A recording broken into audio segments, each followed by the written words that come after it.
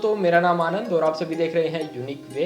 आप सभी का फिर से स्वागत है मेरे यूट्यूब चैनल पर। चलिए शुरू करते हैं अपनी आज की वीडियो। आज की वीडियो का जो हमारा टॉपिक है वो कुछ क्वेश्चंस के ऊपर होने वाला है। जैसे मेरी वीडियोज़ के ऊपर बहुत सारे कमेंट्स आते हैं मुझे, लेकिन उन कमेंट्स में कुछ कॉमन क्वेश्चन होते हैं, तो उन क्वेश्चंस का आंसर आज मैं आपको देने वाला हूं। तो चलिए शुरू करते हैं। लेकिन उन क्वेश्चंस का आंसर देने से पहले मैं आपको कुछ बताना चाहता हूं। अभी कुछ दिन पहले एक कमेंट आया मुझे कि मेरा सुसाइड करने का मन हो रहा है। तो देखिए, मैं उस बंदे का नाम तो नहीं लूँगा यहाँ पे कौन था, लेकिन उस बंदे ने कहा कि सर मेरा सुसाइड करने का मन हो रहा है। तो देखिए, सुसाइड बिल्कुल भी ना करें। सुसाइड इसका सॉल्यूशन नहीं है। स्टैमरिंग का सॉल्यूशन सुसाइड नहीं होता। स्टैमरिंग का सॉल्यूशन होता है एक्सरसाइज और टेक्निक। आपके अंदर इतनी हिम्मत होनी चाहिए कि आप एक्सरसाइज और टेक्निक का यूज़ कर सकें। देखिए, एक ऑस्ट्रेलियन मोटिवेशनल स्पीकर है जिसका नाम है निक। आप उसे जानते होंगे। उसके न तो लेग्स हैं न हैंड्स हैं, लेकिन फिर भी वो जी रहा है, फिर भी वो लोगों को मोटिवेट कर रहा है, फिर भी वो अच्छी तरह से स्विमिंग कर सकता है। लेग्स और हैंड के बिना भी स्विमिंग करना थोड़ा इम्पॉसिबल है, लेकिन उसने पॉसिबल कर रखा है। वो बिना लेग्स और हैंड के तैर भी सकता है। तो वो इतना सब कुछ कर सकता है, तो आप तो बहुत कुछ हैं। आपके पास लेग्स हैं, आपके पास हैंड है, आपके पास दिमाग है, आपके पास बहुत कुछ है। तो ऐसी सोच को अपने दिमाग में न लाएं। सुसाइड स्टैमरिंग का सॉल्यूशन नहीं है। स्टैमरिंग का सॉल्यूशन एक्सरसाइज और प्रैक्टिस और पैशेंस है। जितना ज़्यादा आप धैर्य रखेंगे उतना जल्दी आपको रिजल्ट मिलेगा। तो चलिए हम अपने क्वेश्चंस के ऊपर आते हैं। जो हमारा पहला क्वेश्चन वो पूछा गया है कि हम अजनबियों के सामने स्टैमरिंग क्यों करते हैं, अकेले में स्टैमरिंग क्यों नहीं करते। देखिए, अकेले में जब आप होते हो तो आपका दिमाग बिल्कुल फ्री होता है। आपके अंदर कोई भी किसी भी तरह का कोई भी डर नहीं होता। लेकिन जब आप अजनबियों के सामने जाते हो तो आपके अंदर पहला क्वेश्चन, आपके दिमाग के अंदर पहला क्वेश्चन ये आएगा कि मैं बोल पाऊँगा या नहीं, मैं ये चीज़ उसे कह पाऊँगा या नहीं। तो यही चीज़ बार बार आपकी रिपीट होती है। और जब अचानक से कोई अजनबी मिलता है तब भी आपको बिना ये सोचे ही आपकी वहाँ पे स्टैमरिंग होने लगती है। तो इसलिए अपने आप को पहले आप पॉजिटिव करें। तो ये था हमारा पहला क्वेश्चन। जो हमारा सेकंड क्वेश्चन है वो ये था कि सिर्फ फर्स्ट वर्ड पर ही सबसे पहले स्टैमरिंग क्यों होती है।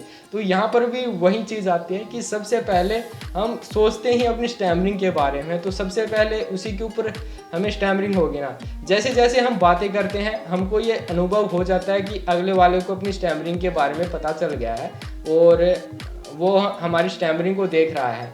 तो हमें ये पता चल जाता है कि उसे अपनी स्टैमरिंग के बारे में पता चल गया है। तो शुरुआत में हम अपनी स्टैमरिंग उससे छिपाने के लिए जितनी कोशिश करते हैं उतनी हमें स्टैमरिंग होती है। तो अगर स्टैमरिंग को छिपाया ना जाए तो आपको फर्स्ट वर्ड पर भी स्टैमरिंग नहीं होगी। आप सबसे पहले जाके यही बोलिए कि हमें स्टैमरिंग है। आप ये चीज़ बोलेंगे उसमें आपको दिक्कत नहीं होगी, लेकिन आप सीधा डायरेक्ट बात करेंगे तो आपको दिक्कत होगी। ये चीज़ आप खुद फील करके देखिए। आप शुरुआत में ही ये फील करके जाएंगे कि हाँ, मुझे उससे अपना सच्चाई बतानी है, मुझे उससे ये कह के फिर अपनी बात स्टार्ट करनी है। तो आप शुरुआत में वहाँ पर जाएंगे और उनसे बोलेंगे कि मुझे बोलने में दिक्कत है। तो आपको ये लाइन बोलने में दिक्कत नहीं होगी, लेकिन अगर आप डायरेक्ट उनसे कुछ बात करना चाहेंगे तो आपको दिक्कत होगी। तो ये था हमारा सेकंड क्वेश्चन। जो हमारा थर्ड क्वेश्चन है वो ये है कि हम एक ही वर्ड को बार बार रिपीट क्यों करते हैं।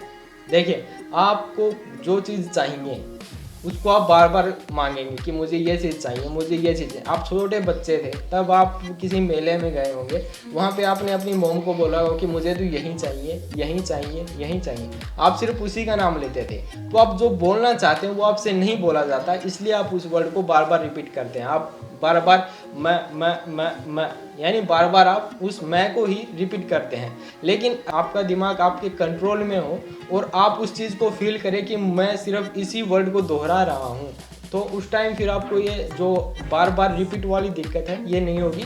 आप अच्छी तरह से उस वर्ड को बोल पाएंगे। तो इसलिए इसके लिए सबसे ज़रूरी है कि अपने दिमाग को आप अपने कंट्रोल में रखें। जब भी आपको महसूस हो कि आप बार बार वर्ड को रिपीट कर रहे हैं तो उसी टाइम आप रुक जाएं और उस वर्ड को बिल्कुल रिलैक्स होके फिर आप बोलें। अगर आप इसकी प्रैक्टिस कर सकते हैं तो करिए, अगर नहीं कर सकते तो आप मेरा कोर्स ज्वाइन कर सकते हैं। वहाँ पर आपको इसके लिए कुछ टेक्निक्स और एक्सरसाइज बता दी जाएंगी ताकि आप अपने दिमाग को कंट्रोल में रख के फिर इन सब चीज़ों के लिए अच्छी तरह से प्रिपेयर हो सके।